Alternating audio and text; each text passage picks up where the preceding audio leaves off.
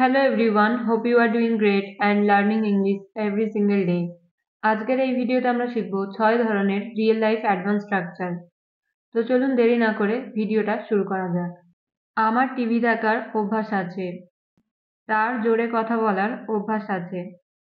আমাদের রোজ খেলার অভ্যাস আছে। আমার চা খাওয়ার অভ্যাস আছে। আমরা আমাদের ডেইলি লাইফে এমন ধরনের বাক্যগুলো ব্যবহার করে থাকি, রাইট? তো চলুন শেখা যাক এই ধরনের বাক্যগুলো ইংলিশে কিভাবে বলতে হয়। আমরা এই প্রতিটা বাক্যে কমন দেখলাম আমাদের কোনো কিছু করার অভ্যাস আছে। যখন আমাদের কোনো কিছু করার অভ্যাস আছে এরকম বোঝাতে ইংলিশে আমাদের ইউজ করতে হবে used to. So complete sentence structure হবে subject plus am is are plus used to plus ভার্বের আইএনজি ফর্ম প্লাস অবজেক্ট। আরো ভালোভাবে বোঝার জন্য আমরা এবার কয়েকটা এক্সাম্পল দেখব। ফার্স্ট এক্সাম্পল হলো আমার টিভি দেখার অভ্যাস আছে। এই বাক্যটার ইংরেজি হবে I am use to watching TV. I am use to watching TV.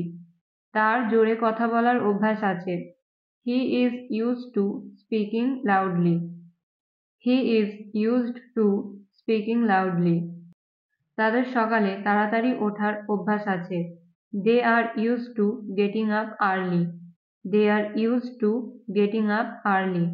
আমাদের রোজ ক্রিকেট খেলার অভ্যাস আছে। We are use to playing cricket daily. We are use to playing cricket daily. আমার প্রতিদিন খবরের কাগজ পড়ার অভ্যাস আছে। I am used to reading news paper daily. I am used to reading newspaper daily. আমার রোজ ইংরেজি শেখার অভ্যাস আছে। I am used to learning English daily.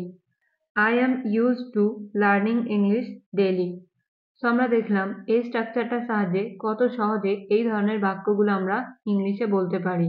এবার এই স্ট্রাকচারটা থেকে আপনাদের প্র্যাকটিসের জন্য একটা সেন্টেন্স, আমার চা খাওয়ার অভ্যাস আছে। এই বাক্যটার ইংরেজি কি হবে আপনারা কমেন্টে লিখে জানান।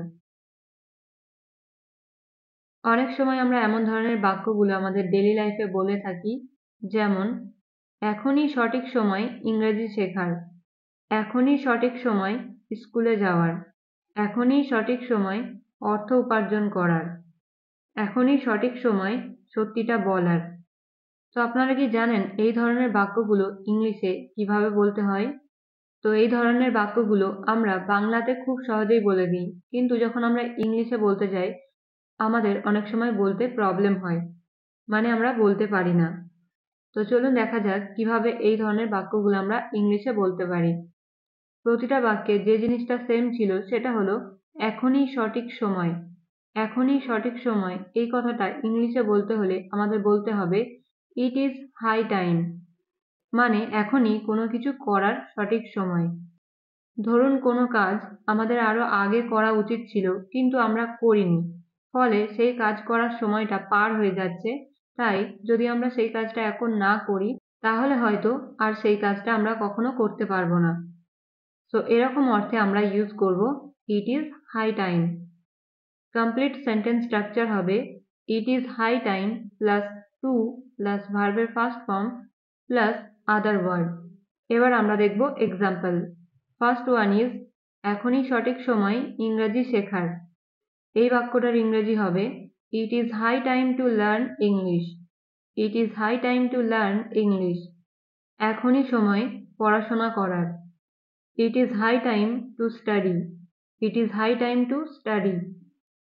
এখনই সঠিক সময় অর্থ উপার্জন করার। It is high time to earn money. It is high time to earn money. এখনই সঠিক সময় স্কুলে যাওয়ার। It is high time to go to school. It is high time to go to school. এখনই সঠিক সময় সত্যিটা বলার। It is high time to speak the truth. It is high time to speak the truth. এখনই সঠিক সময় ভবিষ্যতের জন্য কিছু করার। It is high time to do something for future. It is high time to do something for future. তো আমরা দেখলাম এই ধরনের বাক্যগুলো আমরা কিন্তু খুব ইজিলি বলতে পারি, জাস্ট আমাদেরকে স্ট্রাকচারটা মনে রাখতে হবে, রাইট? এবার এই স্ট্রাকচারটা থেকে আপনাদের প্র্যাকটিসের জন্য একটা সেন্টেন্স, এখনই সঠিক সময় কম্পিউটার শেখার। এই বাক্যটা ইংলিশে আপনারা কিভাবে বলবেন কমেন্টে লিখে জানান। এবার আমরা দেখব 3 নাম্বার স্ট্রাকচার। সে কাঁদার নাটক করছে বা সে কাঁদার ভান করছে। তুমি ইংরাজি বলার ভান করছো। সে বই পড়ার ভান করছে। সে ঘুমানোর নাটক করছে বা সে ঘুমানোর ভান করছে। আমরা আমাদের ডেইলি কনভারসেশনে এই ধরনের বাক্যগুলো ব্যবহার করে থাকি। তো আপনারা কি জানেন এই ধরনের বাক্যগুলো ইংলিশে কিভাবে বলতে হয়? এই টাইপের বাক্যগুলোতে যে জিনিসটা আমরা সেম দেখলাম সেটা হলো কোনো কিছু করার ভান করা বা কোনো কিছু করার নাটক করা। সো এরকম অর্থে আমাদের ইংলিশে ইউজ করতে হবে প্রেটেন্ড টু। প্রেটেন্ড টু মানে হলো ভান করা বা নাটক করা। কমপ্লিট সেন্টেন্স স্ট্রাকচার হবে subject plus helping verb plus pretend to plus ভার্বের first form plus other word. এখানে প্রেটেন্ড হলো মেন ভার্ব, তাই প্রেটেন্ডের ফর্ম কিন্তু টেন্স অ্যাকর্ডিং বা সাবজেক্ট অনুযায়ী চেঞ্জ হয়ে যাবে। এবার কয়েকটা এক্সাম্পল দেখা যাক। ফার্স্ট ওয়ান ইজ সে কাঁদার ভান করছে বা সে কাঁদার নাটক করছে। এই বাক্যটার ইংরাজি হবে she is pretending to cry. she is pretending to cry. পরের এক্সাম্পল, তারা সেখানে যাওয়ার নাটক করছে। they are pretending to go there. they are pretending to go there. সে বই পড়ার নাটক করে। he pretends to read the books. he pretends to read the books. মানে সে বই পড়ার নাটক করে বা সে বই পড়ার ভান করে। পরের এক্সাম্পল, তোমরা সব সময় কাজ করার নাটক করো। you always pretend to do the work. you always pretend to do the work. তুমি ইংরেজি বলার ভান করো বা তুমি ইংরেজি বলার নাটক করো। এই বাক্যটার ইংরেজি হবে you pretend to speak English. you pretend to speak English. এবার এই স্ট্রাকচারটা থেকে আপনাদের প্র্যাকটিসের জন্য একটা সেন্টেন্স, তুমি ঘুমানোর ভান করছো। সো কমেন্টে লিখে জানান এই বাক্যটা আপনারা ইংলিশে কিভাবে বলবেন। এবার আমরা দেখব 4 নাম্বার স্ট্রাকচার। মনে আছে তোমার কি করা উচিত? মনে আছে সেই দিনের কথা? মনে আছে আজকে কত তারিখ? তো এই ধরনের বাক্যগুলো আমরা আমাদের ডেইলি লাইফে অনেক বেশি ব্যবহার করে থাকি। তো আপনারা কি জানেন এই ধরনের বাক্যগুলো ইংলিশে কিভাবে বলতে হয়? তো চলুন শিখে নেওয়া যাক এই ধরনের বাক্যগুলো ইংলিশে কিভাবে আমরা বলবো। প্রতিটা বাক্যে যে জিনিসটা কমন আমরা দেখলাম সেটা হলো মনে আছে।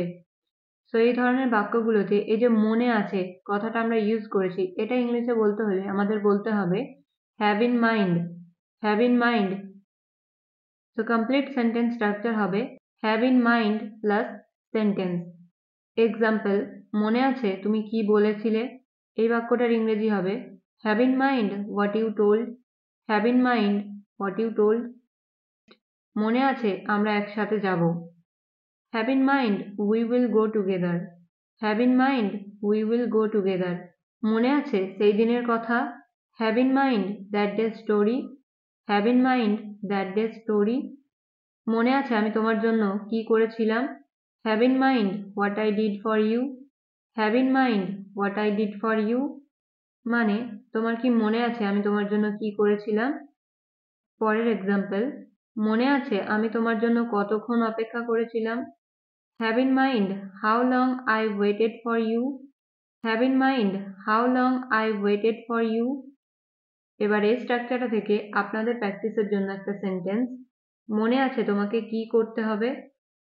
এই বাক্যটার ইংরেজি কি হবে আপনারা কমেন্টে লিখে জানান। আমাদের কখনো কখনো এরকম ধরনের বাক্যগুলো বলার প্রয়োজন হয়, যেমন আমি কেবল এমনিই জিজ্ঞাসা করছি। আমি কেবল এমনিই সেখানে যাচ্ছি। আমি কেবল এমনিই বই পড়ছিলাম। সে কেবল এমনিই এখানে আসছে। মানে আমরা যখন কোনো কারণ ছাড়াই কোনো কাজ করছি, মানে কাজটা করার পিছনে সেরকম কোনো কারণ নেই, এরকম অর্থে আমরা বলে থাকি কেবল এমনিই, রাইট? সো এই কেবল এমনিই এই কথাটা ইংলিশে বলতে হলে আমাদের বলতে হবে জাস্ট ক্যাজুয়ালি। জাস্ট ক্যাজুয়ালি মানে হলো কেবল এমনিই। সো কমপ্লিট সেন্টেন্স স্ট্রাকচার হবে subject plus am is are অথবা was were plus just casually plus ভার্বের আইএনজি ফর্ম প্লাস অবজেক্ট। তো চলুন আরো ভালোভাবে বোঝার জন্য কয়েকটা এক্সাম্পল দেখা যাক। প্রথম এক্সাম্পল হলো, আমি কেবল এমনিই জিজ্ঞাসা করছি।